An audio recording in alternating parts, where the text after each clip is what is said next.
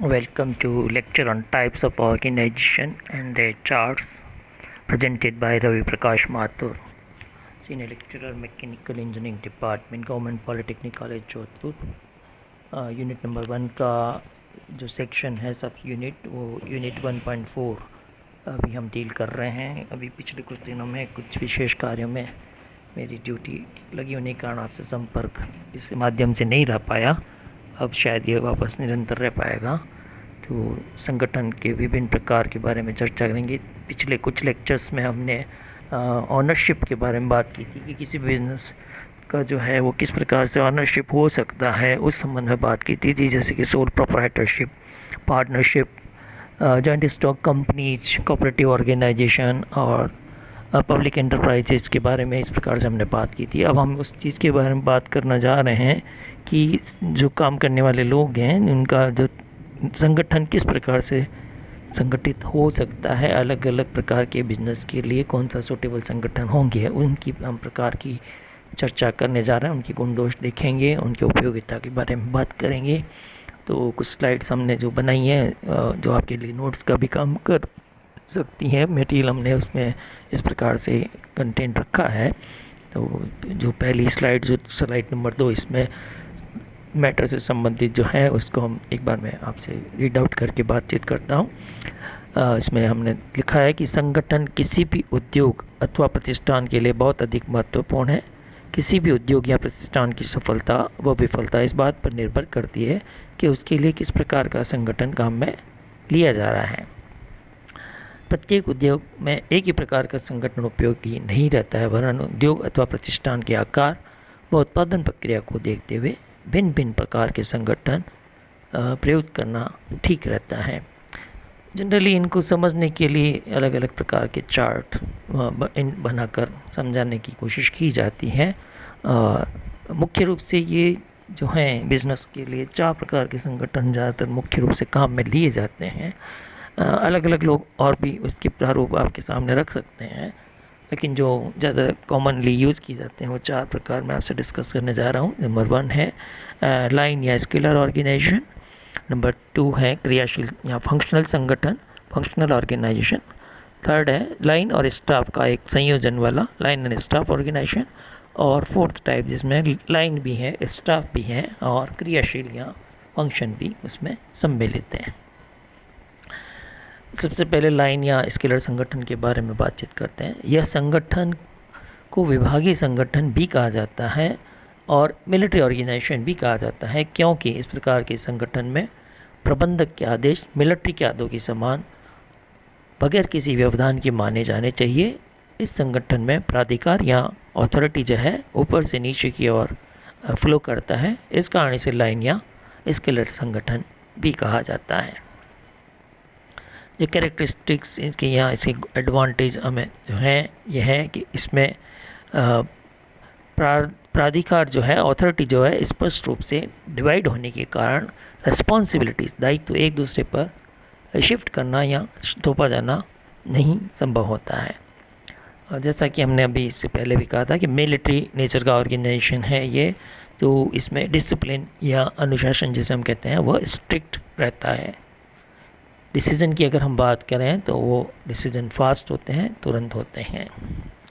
Individual responsibility, व्यक्तिगत दायित्व के लिए अगर हम बात करें तो उसमें ये रहता है कि ये निर्धारित रहने के कारण निश्चित रहने से दोष आसानी से व शीघ्रता से ज्ञात हो जाता है। ऊपर से नीचे तक प्रत्येक व्यक्ति मशीन की तरह व्यस्त रहता है, क्योंकि ऑर्डर लाइन में उनको मिलते रहते हैं, अतः उत्पादन लागत जो है वो कम हो जाती है। इसका समझना, इसका स्ट्रक्चर समझना काफ़ी सरल है। एक लाइन में वर्क होता है, ऑर्डर फ्लो होते हैं, इसलिए लचीला होने के कारण ठेका लेने तथा विस्तार करने में सक्षम है। इस प्रकार का एक चार्ट, इसमें हम लाइन के संबंध को शो कर रहे हैं, जैसे कि महाप्रबंधक का संबंधक विक्रय प्रबंधक और उसका संबंधक सेल्समैन से एक लाइन के फॉर्म में है, लाइन से संबंध है। इसी प्रकार महाप्रबंधक का संबंधक अगर हम देखें, फाइनेंशियल जो डिपार्टमेंट होता है उसमें लेखाकार और उससे संबंधित स्टाफ से एक लाइन में संबंध होता है। और भी हम बात करना चाहें तो प्रोडक्शन साइड में हम बात करें तो महाप्रबंधक का संबंध उत्पादन प्रबंधक का, और उत्पादन प्रबंधक के संबंध जो है विभिन्न जो अलग अलग टाइप की शॉप्स जो बिजनेस में अगर कोई प्रोडक्शन हो रहा है तो उसमें हो तो उनसे पर्टिकुलर सेक्शन के फॉरमैन और फॉरमैन से श्रमिक तक लाइन संबंध एक प्रकार से निर्धारित रहते हैं। कुछ कमियां, कुछ डिसएडवांटेज भी लाइन संगठन के हम ऑब्जर्व कर सकते हैं। उसमें यह है कि चूँकि एक ही सीरीज़ में लाइन में ऑर्डर मिलते हैं, काम होते हैं, तो इसमें स्पेशलिटीज विशेष योग्यता की कमी रहती है। विभागीय मुखियाओं के ऊपर कार्यभार अधिक रहने के कारण वे विस्तार व योजना के बारे में नहीं सोच पाते हैं। कुछ व्यक्तियों के महत्वपूर्ण होने से उन पर कार्यभार बढ़ जाता है। दुर्घटना तथा सामग्री पर श्रमिक के अपव्यय के अवसर अधिक होते हैं। प्रबंध के आदेश श्रमिक तक पहुंचने में समय लगता है। श्रमिक की बात करते हैं तो उसमें बीच में स्टेज में कोई प्रोडक्शन, जैसे हमने कहा था, प्रोडक्शन के उत्पादक प्रबंधक होंगे, उनकी महाप्रबंधक द्वारा उत्पादक प्रबंधक को और उत्पादक प्रबंधक द्वारा, ये जैसे हमने जस्ट इसमें देखा था, वो उससे फॉरमैन को और फिर फॉरमैन से श्रमिक को इंस्ट्रक्शन मिलेंगे। तो इस कारण से इसमें लाइन संबंध होने के कारण देरी होने की संभावना रहती है। महाप्रबंधक सीधे ही किसी श्रमिक को कोई प्रकार का इसमें ऑर्डर नहीं देता है। फॉरमैन के ऊपर कार्यभार अधिक होने के कारण एक ही आदेश 2 बार हो जाने से अपव्यय होता है। इसमें अच्छे व कुशल श्रमिकों को पारितोषिक प्रोत्साहन के रूप में नहीं दिया जा सकता है। इसके एप्लीकेशन के बारे में बात करें तो यह है कि स्मॉल और मीडियम नेचर की जो इंडस्ट्रीज़ हैं, मीडियम साइज़ की इंडस्ट्रीज़ हैं, फैक्ट्रीज़ हैं, उनके लिए यह लाइन संगठन उपयोगी रहता है। जैसे कि देख रहे हैं शक्कर, पेपर, तेल मिल और कताई बुनाई से संबंधित जो लगातार काम चलते हैं, उनके लिए यह जो है संगठन का प्रकार, लाइन प्रकार का उपयुक्त रहता है। इस संगठन को उस जगह भी प्रयोग करना ठीक रहता है जहाँ श्रमिकों की ज़्यादा समस्याएं नहीं हों, और इसी तरीके से जहाँ स्वचालित संयंत्र लगे होते हैं वहाँ भी इनको लाइन संगठन को प्रयोग करना उचित रहता है। दूसरे प्रकार के बारे में बात करते हैं, फंक्शनल ऑर्गेनाइजेशन या क्रियाशील संगठन। लाइन संगठन में ऐसे फॉरमैन की आवश्यकता होती है जो सभी कार्यों में निपुण हो। इस प्रकार का फॉरमैन मिल पाना प्रायः असंभव होता है, जबकि क्रियाशील संगठन में यह कमी काफ़ी हद तक दूर हो जाती है, क्योंकि फॉरमैन का कार्य विभिन्न योग्यता के क्रियाशील व्यक्तियों में बढ़ जाता है। यह संगठन इस कारण लाभप्रद है जिससे प्रत्येक व्यक्ति अलग क्षेत्र में योग्य रखता है तथा वह श्रमिकों पर पूर्ण नियंत्रण रखता है। यह विशेष एक तरह से बात हुई, जैसा एक छोटा सा हमने चार्ट जो दिखाया है कि अगर प्रबंधक के साथ gang boss, speed boss, repair boss, inspector, ये सभी अपने अलग अलग जो इनके फंक्शन है उनकी विशेष योग्यता रखने वाले लोग होते हैं और इनका श्रमिकों से संबंध होता है। तो इसलिए उनका अपने कार्य विशेष के प्रति स्पेशलाइज होने के कारण, फंक्शन के प्रति स्पेशलाइज होने के कारण उनका रोल उपयुक्त रहता है। क्रियाशील संगठन के गुण जो हम बात करें, विशेष योग्यता के कारण गुणवत्ता अच्छी होती है। विशेषज्ञों के द्वारा कर्मचारी को निर्देश देने के कारण इस प्रकार के संगठन में ज्ञान बढ़ता है। यह मानकीकरण तथा विशेष योग्यता से बृहद उत्पादन के उत्पादन में सहायक होता है।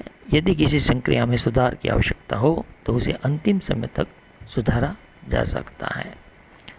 फैक्ट्री का विस्तार संभव होता है। अपव्यय कम होने से उत्पाद की मूल लागत कम हो जाती है। कार्यभार की अधिकता नहीं होती है, क्योंकि श्रमिक एक ही फॉरमैन के अधीन कार्य नहीं करता था, वह स्वतंत्र महसूस करता है। श्रमिकों को किसी विशेष ज्ञान की आवश्यकता नहीं होती है, क्योंकि सभी निर्देश विशेषज्ञों द्वारा ड्राइंग के साथ दिए जाते हैं।